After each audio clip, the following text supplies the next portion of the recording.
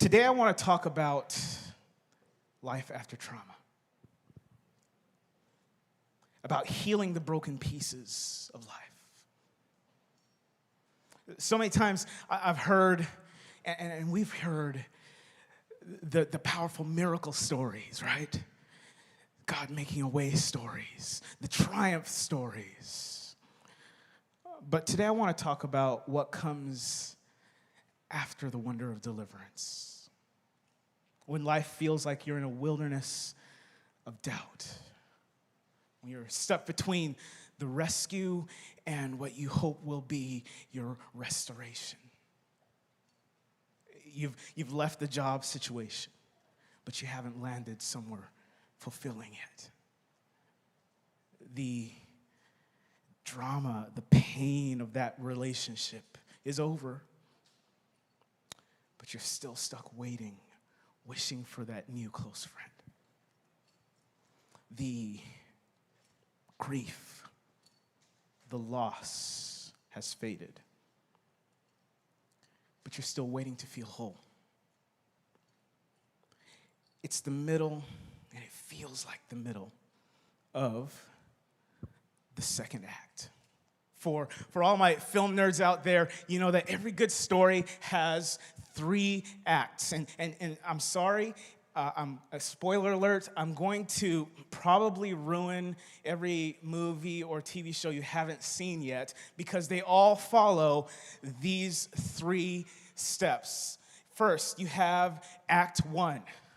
In this, you meet the story, you learn about the world, you're introduced to the characters. And the formula goes something like this. You tell this to your kids at night. Once upon a time, right, in a land far where there once was a fill in the blank, and every day life was perfectly fine, right? And then you get dumped into the second act until one day, boom, this happens, and this happens. And so the formula follows this, and then, what's happening? Your hero is starting to fight these battles. More and more, it intensifies. The trauma grows. They come in, and you're rooting for them. They're climbing that mountain, right? They finally escape. You feel like, man, this is going so well. You're about an hour and 15 minutes into the movie, right? By this point, you're coming on that battle, and they climb to the top, they escape, and then you find out that's when the journey begins. This is a plot point called the midpoint reversal. There's also probably in there like a false conclusion, like you feel like, oh, we were just about to win.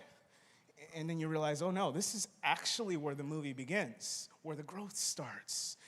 And then your hero digs deeper and deeper. They go into a darker and darker, maybe, night of the soul. And then, that's the second act. Until finally, you get to the third act, and the hero draws on everything they've learned, right? And they're fighting now the most impossible, unimaginable battle. They never dreamed this was coming, but look, we got through that and that and that and that. And so I know, and guys, let's go. And boom, you get to the end, and they all live happily ever after. That's the formula of the story, getting you to the land of promise and peace. The names, the places, the characters, all this stuff in our movies and our stories and our TV, they all change, but this movie structure is familiar to us because sooner or later, life leaves us feeling stuck in the middle of our stories. Between rescue and restoration. And this moment is where we're going to come to our Bible story for today. And it's been one that I've been journeying through personally. Like, honestly, there's been a path that I've been on. And I'm sure for a lot of us out there who are facing life Life comes and it goes. This story is helping me make sense of healing the broken places in life. Would you pray with me this one last time? Father, in this moment, in this place, talk to our hearts. Remind us of your truth. Amen. So in the middle of our story, I want to catch us up on about 400 years, because we're about to jump into the second act. First act is where we meet the Jewish nation in the Bible. You're going to know that if you know your Bibles, you have Genesis, Exodus, the first books of the Bible. We're introduced to the characters. We meet the Israelites, or the Jewish nation. They go from being a nomadic family to being a nation of about 3 million. We guess, because in the Bible it only says they counted 600,000 men of fighting age. So do the math and multiply it out. 3.5, 4 million maybe. These 3 million people end up trapped in Egypt. This is now the book of Exodus. 116 years as slaves in Egypt. And then Pastor Mike, a couple of weeks ago, he talked about this boy named Moses, who was a Jewish boy at the time when the Pharaoh of Egypt made a decree and wanted to oppress the Israelite nation. So he said, kill all the firstborn boys, but the mother hid the boy. And then the Pharaoh's daughter finds Moses, raises him as her son. Moses grows up as royalty. But then God calls him to lead his people out of Egypt. Right now, we're going through the plot line of Prince of Egypt, all these different movies. We know this story because it's this story of big triumph.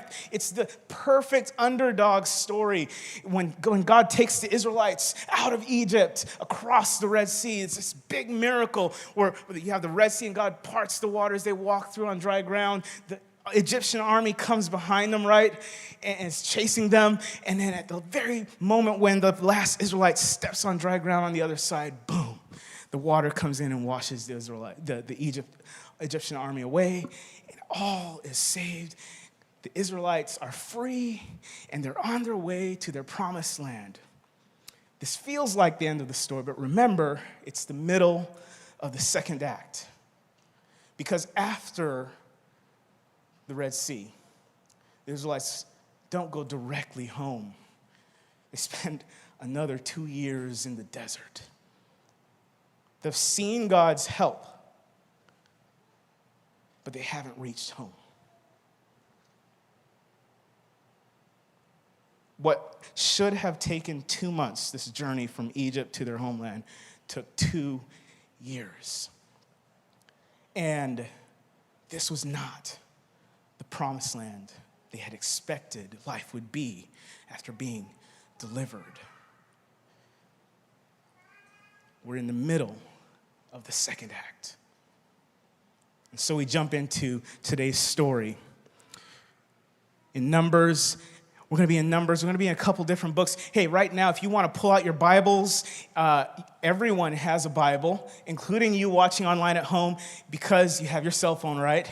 And so we can jump in and find Bible Gateway or Bible app, wherever you want to be. Let's follow along together. Don't just take my word and the screen's word for it. Go ahead and pull this up. We're going to be in Numbers. And our story starts here. We're in the middle of the second act. One day, some foreigners among the Israelites became greedy for food. And even the Israelites themselves began moaning, "We don't have any meat." In Egypt, we could eat all the fish we wanted. And there were cucumbers and melons and all kinds of onions and garlic.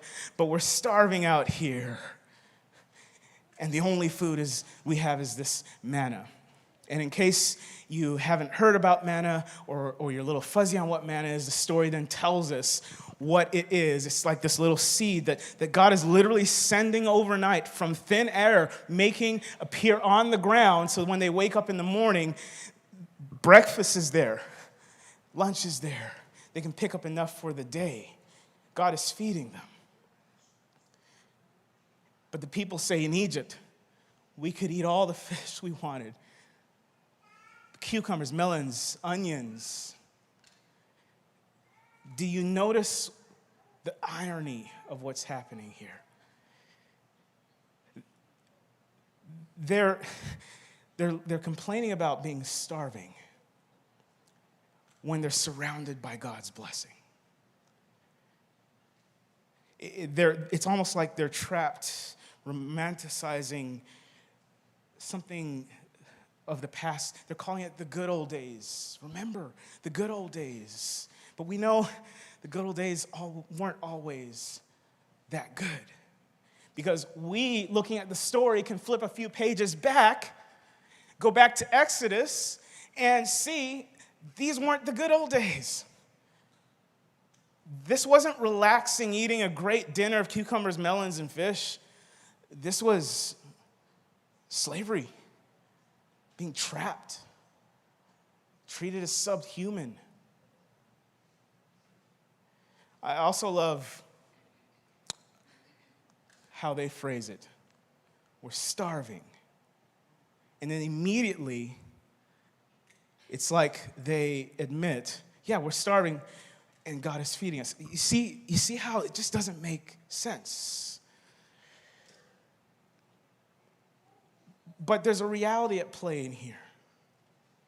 Because it's easy for us to point fingers, but for all of us, when we have gone through trauma, even though God brings us out of the trauma, even though God brought Israel out, they were still a traumatized people.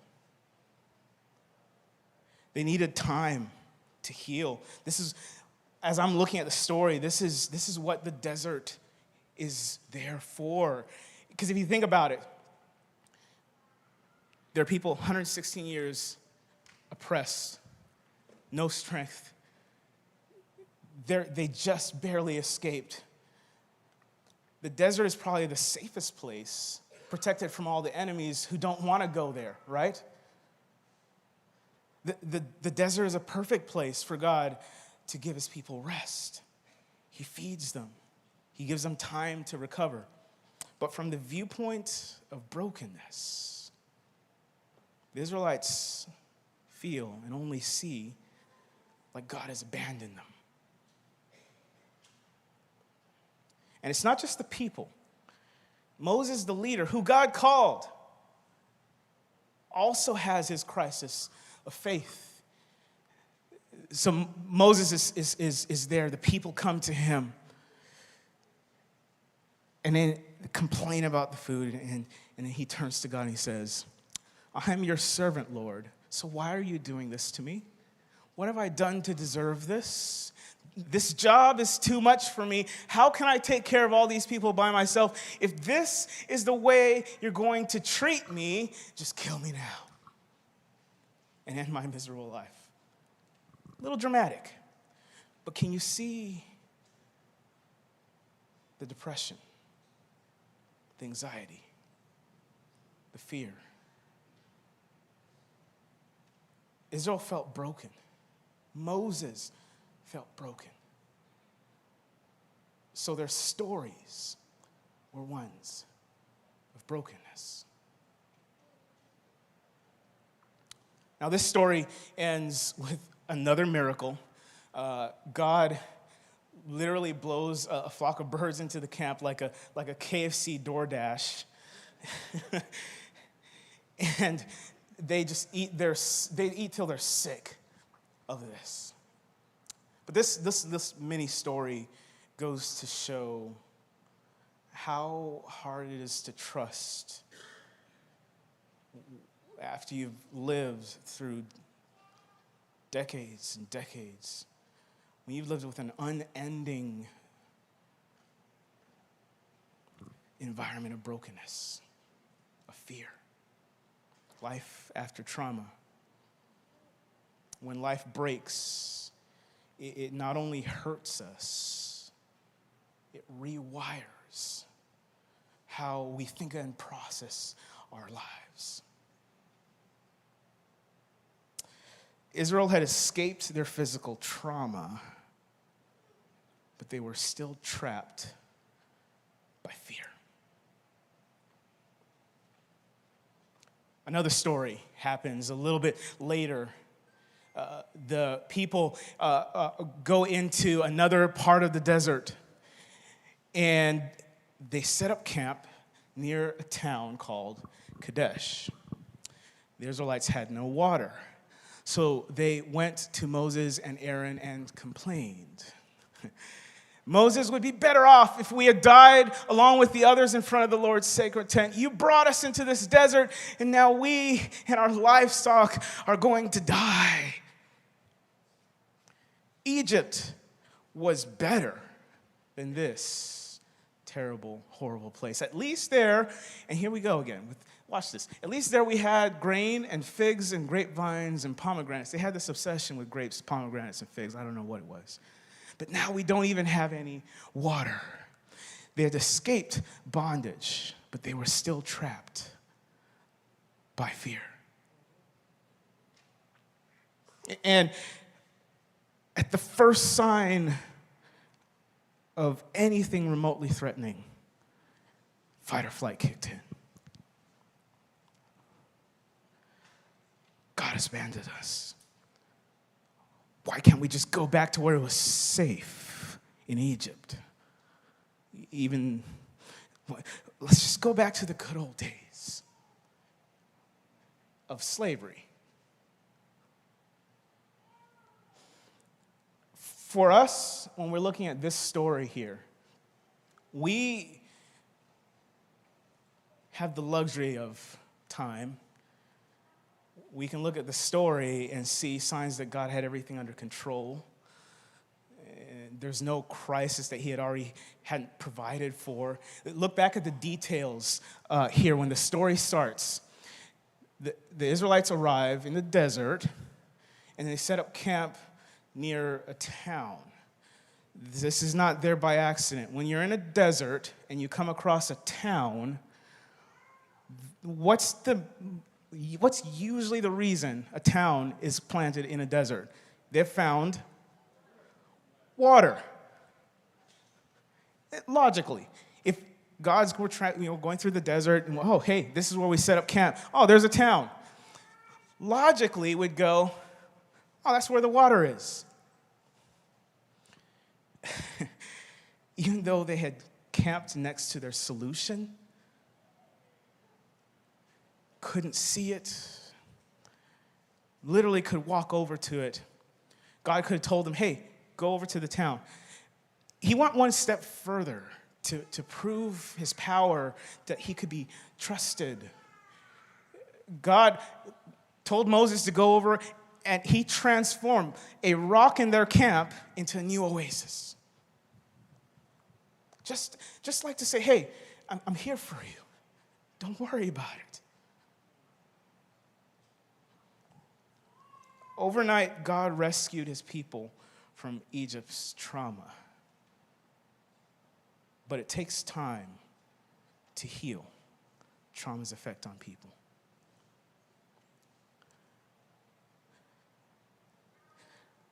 We next move through this story. We skip forward a little bit, and Israel's on the border of this new homeland, this promised land.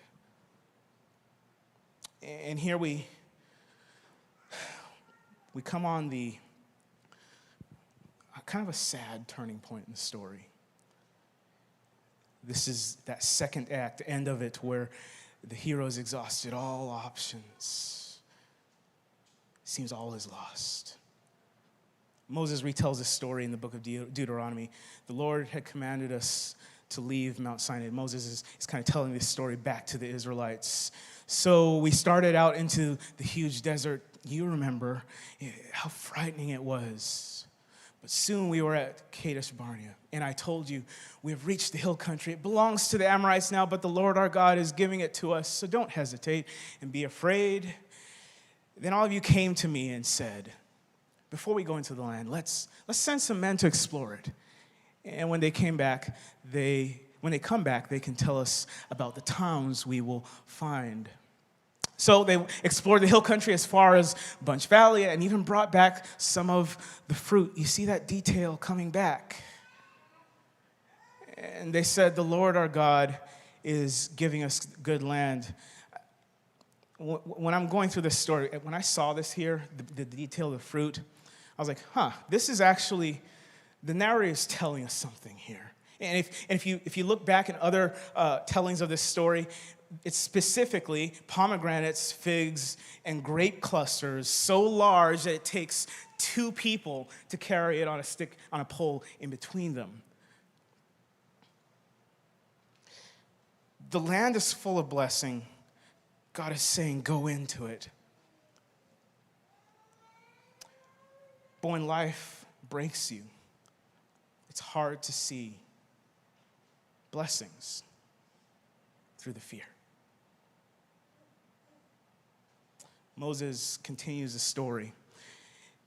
You did not want to go into the land, and you refused to obey the Lord your God. You stayed in your tents and grumbled, the Lord must hate us. He brought us out of Egypt just so he could hand us over to the Amorites and get rid of us. We are afraid because the men who explored the land told us what? The cities are large. The walls reach to the sky. They go on this long description there. If you have it open, you're reading this. They go on this long description of how there's a certain group of people there. They're just taller than us.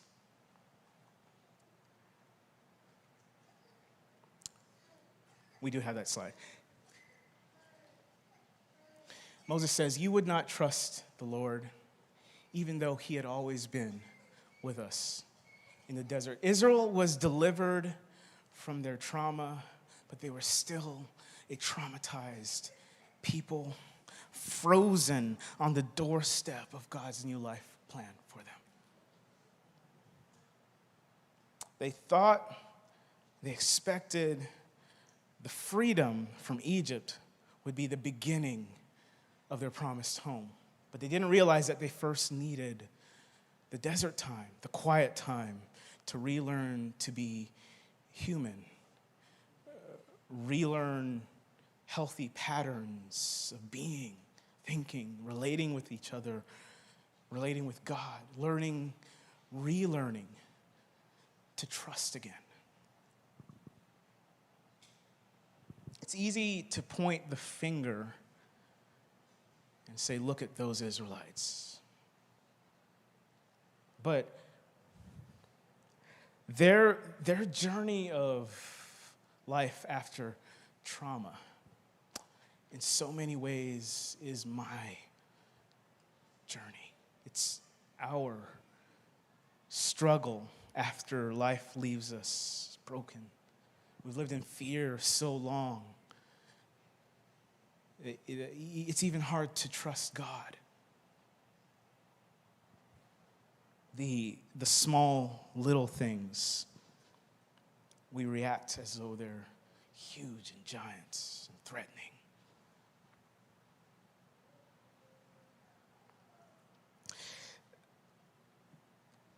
After a rescue, we often expect instant restoration, forgetting the long path of recovery in between.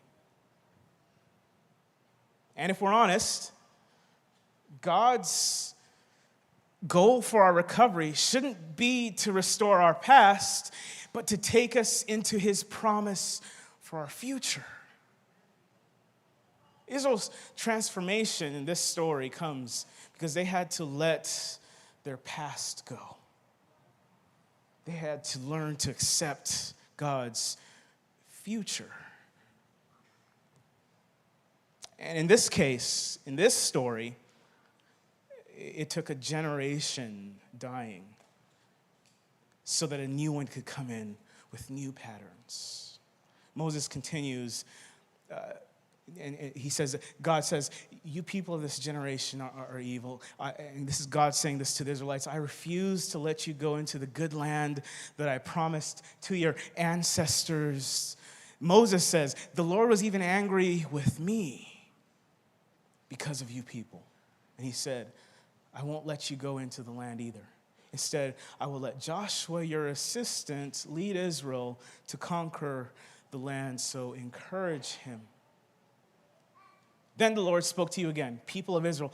You said that your innocent young children would be taken prisoner in the battle for the land, but someday I will let them go into the land, and with my help, they will conquer it and live there. Now turn around and go back into the desert by the Red Sea road. The narrator is showing us this shift. Remember, in order to move forward, we have to let go of the ideas and expectations of the past. For the Israelites, this was a literal generation going away. They spent another 40 years in a desert.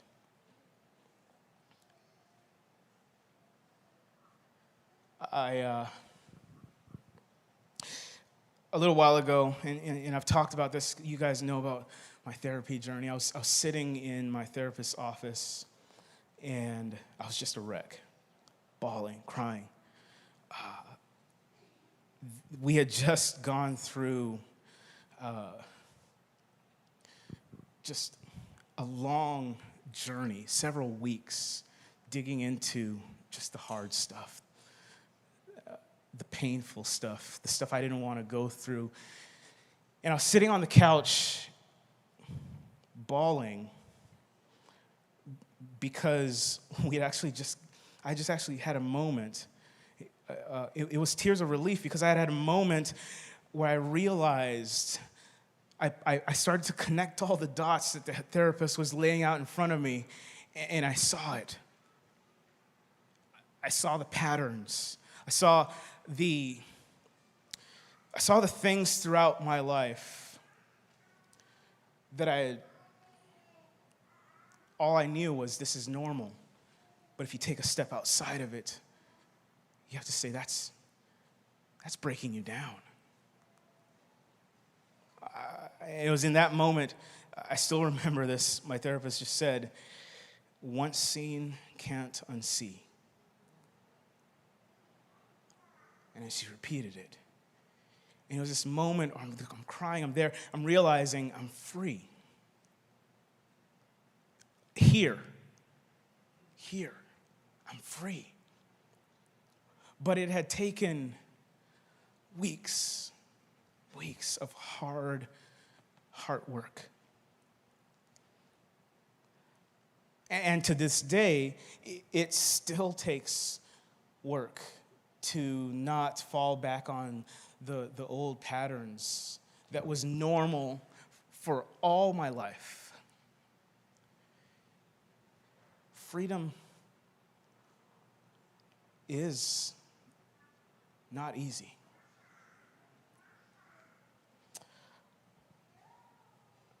For the Israelites, some things had to go. Literally, for them, it was a generation dying off. For us, what are the old generational patterns of thinking and being that God is wanting to phase out of my life, out of your life?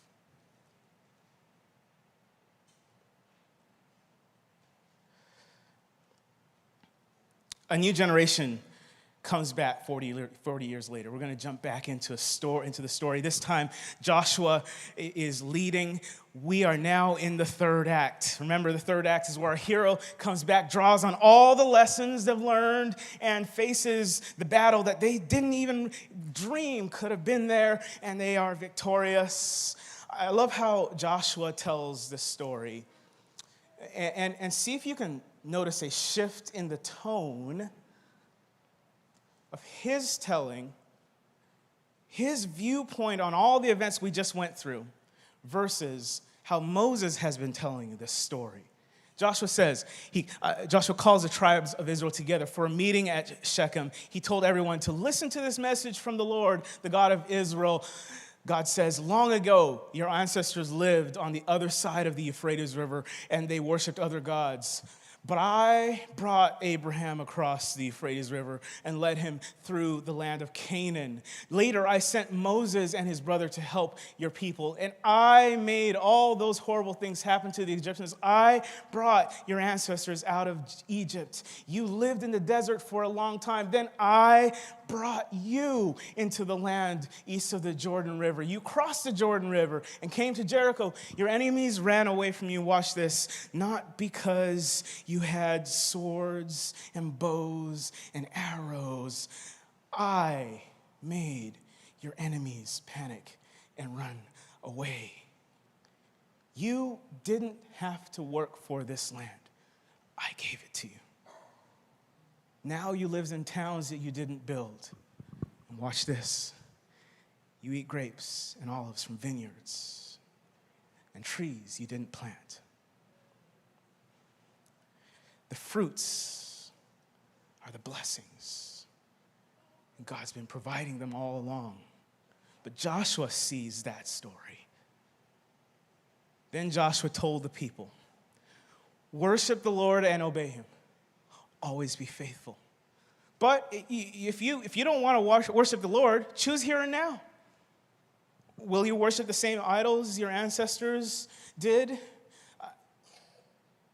He's asking this to the Israelites, but today, I wonder if we have a choice as well. Will you hold on to the same unhealthy generational patterns of fear, brokenness? Will you? I won't. My family and I are going to worship and obey the Lord.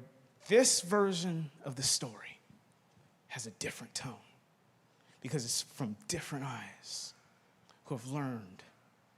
They've gone through. Joshua was there when Israel left Egypt.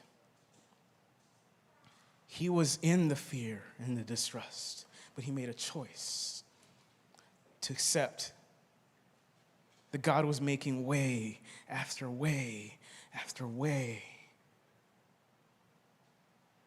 Joshua and this new generation of Israel chose acceptance over fear. They chose to believe that God would make a way.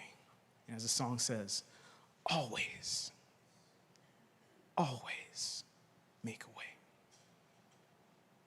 And so in doing, they allowed God to heal the broken pieces of their life.